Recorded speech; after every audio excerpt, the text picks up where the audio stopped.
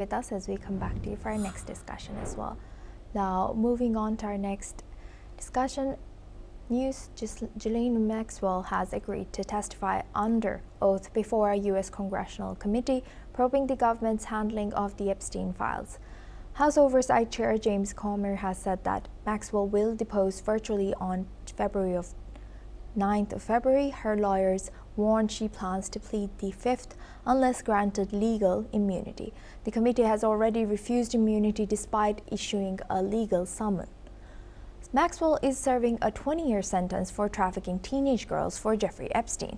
Her appeal was rejected by the U.S. Supreme Court. The case adds pressure on the Trump administration as lawmakers criticize delays and redactions in the Epstein files. The committee is also weighing contempt charges against Bill and Hillary Clinton. Now for this discussion, we welcome back Mr. Feingold. He's joining us as a political analyst from Taipei. Thank you very much, Mr. Feingold, for staying with us. Now, looking at this, what can we make out of this, ongoing situation, but slow, slow moving of this news about Epstein? One thing we know for sure is that the public expectations for information about the federal government's investigation into Jeffrey Epstein and his horrible crimes, the public expectations have not been met. So polls are showing that the public is angry. They thought there'd be more information released by the Trump administration. President Trump and a lot of the people that he brought into his administration had said they would release more information, and then they were reluctant to do so, which prompted the United States Congress to pass a law requiring the Justice Department to release more information. So the House committee wants to demonstrate to the public that they are doing something. They are following up. They're trying to present a message to the public that they are continuing to pursue more information and bring that information public about Jeffrey Epstein and who he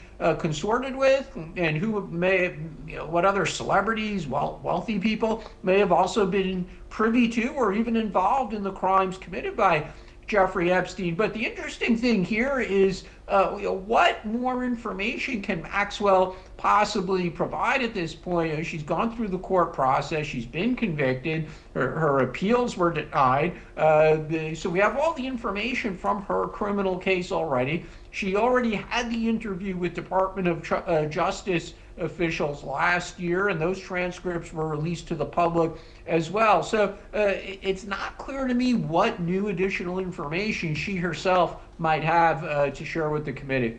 Yes, and like you rightfully mentioned, and thank you for highlighting that, the public sensation or the public expectation of what was to come out of this hasn't been met at all.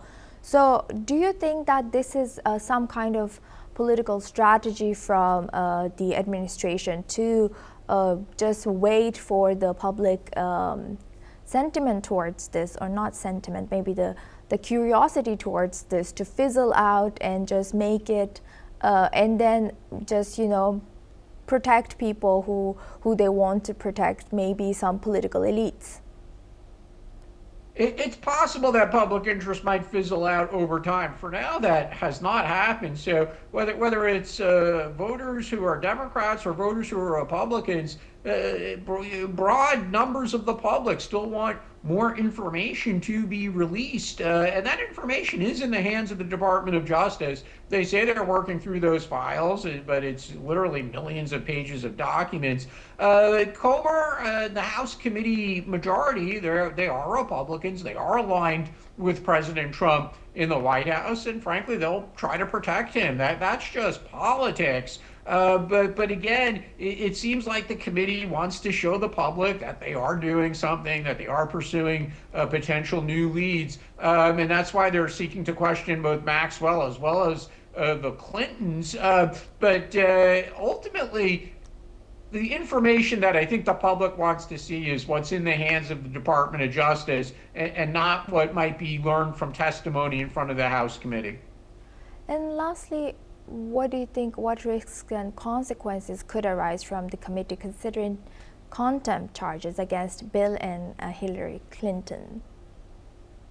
Well, if the charges are actually brought by the Department of Justice, it doesn't necessarily mean that they'll be found guilty in court. So it's easy for the committee to make a referral to the Department of Justice, but it's a more difficult decision for the Department of Justice to decide whether or not to actually bring charges, because these cases, based on history, they are difficult to win. There are a number of defenses that the accused could bring. And of course, the Clintons are going to have very, very good and expensive lawyers defending them should the Department of Justice bring criminal charges. So the committee now has put the Department of Justice in a difficult place, because the Department of Justice has to decide whether or not to bring charges and then take the risk that they're not successful in court.